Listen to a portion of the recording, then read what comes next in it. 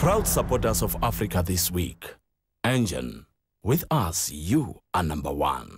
Malaysia is amongst the world's leading producers of palm oil. The industry employs almost 600,000 people. Bernard Dompok, Minister of Plantation Industries and Commodities, spoke to us at the start of his African tour.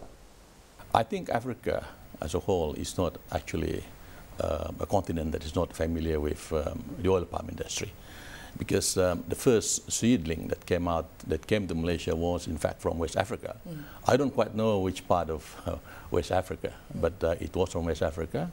And today, I think we talk about one of the leading countries. There was a time when we were actually the leading producer of palm oil until Indonesia took over a couple of years ago. But it's our most important crop, agriculture crop.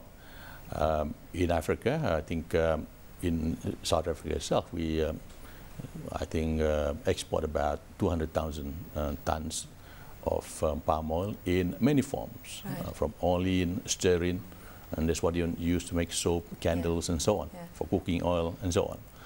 So I think the presence is here already. It's just that people had not focused on it because a lot of cooking oil, for example, is through other oil seeds, and therefore there's not been much focus on palm oil. Just reading about palm oil, preparing for this interview, there is a sense that it's regarded as a lower grade oil, and what's fashionable today are things like olive oil, and so it's a bit relegated, palm oil, and there is a need to boost the profile. In a way, it's a new oil. It is in fact the most productive oil.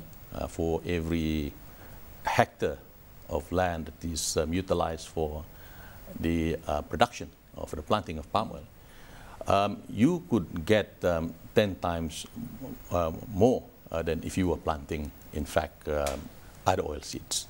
And so therefore it's very productive.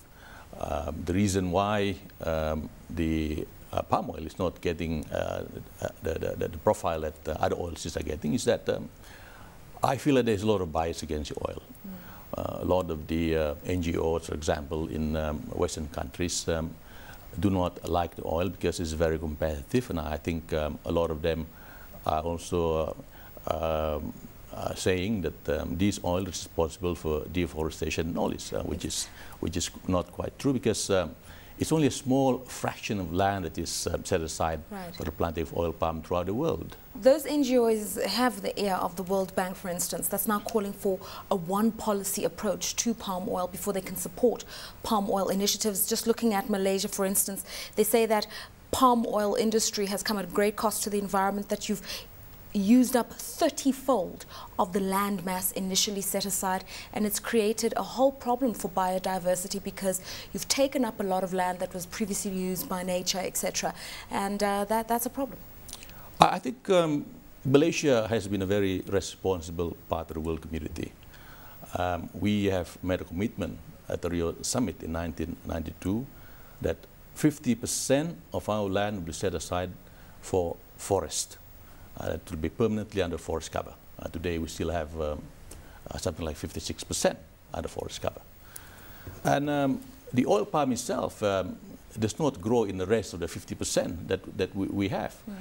Malaysia has 5.85 million hectares of land under palm oil, and I think we are looking after it very well. And we have in fact reached the tail end of our a quest for more land to be utilized because there just isn't enough land anymore, and because of the fact that we have committed to ensure that more than 50% of our land comes under forest cover. And does that explain your trip to South Africa? Because apparently you're also traveling to Morocco and also to Nigeria.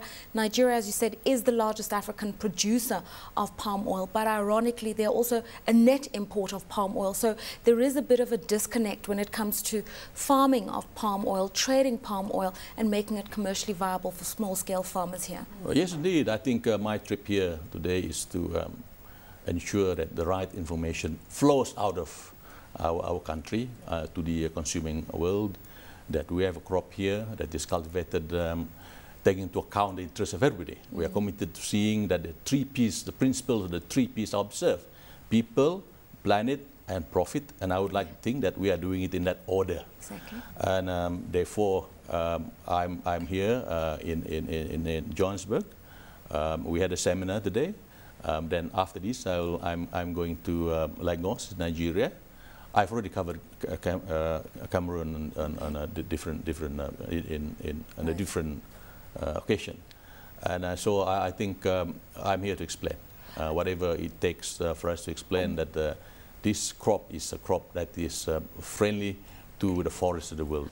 300 executives from some of the world's top companies descended upon Cape Town for the Beyond Sport Summit this week. Ashley Harvey spoke to the South African Minister of Sport, Fikile Mbalula, about corporate social responsibility and sport.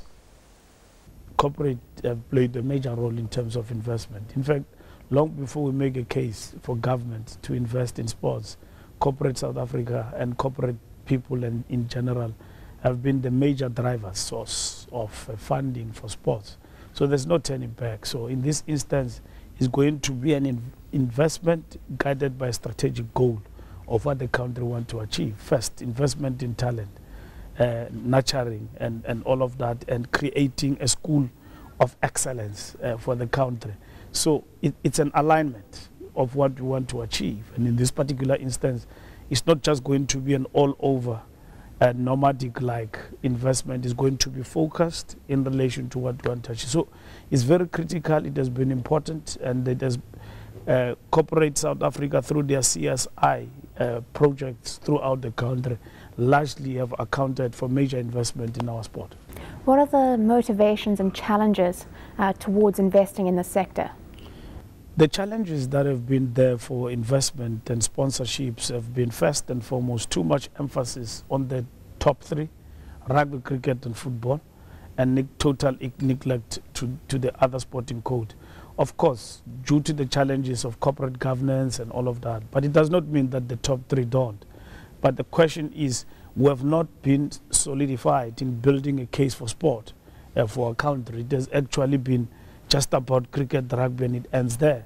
And quite recently, now we came from the United States of America, building a case for sport, working with the NBA in basketball.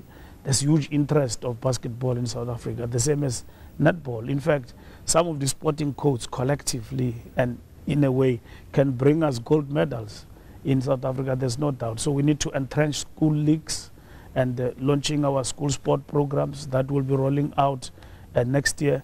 So I suppose some of these things could be overcome with a bit of time and a focused program like the one that we have adopted. And what are you currently doing to put sport back where it belongs as a central part of every South African's life?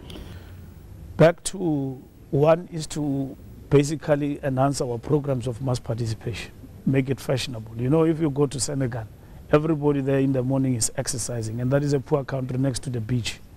That's one way of making people to appreciate sports and what sports plays first in terms of healthy lifestyles, but in terms of longevity of life. After the break, more stories making headlines this week.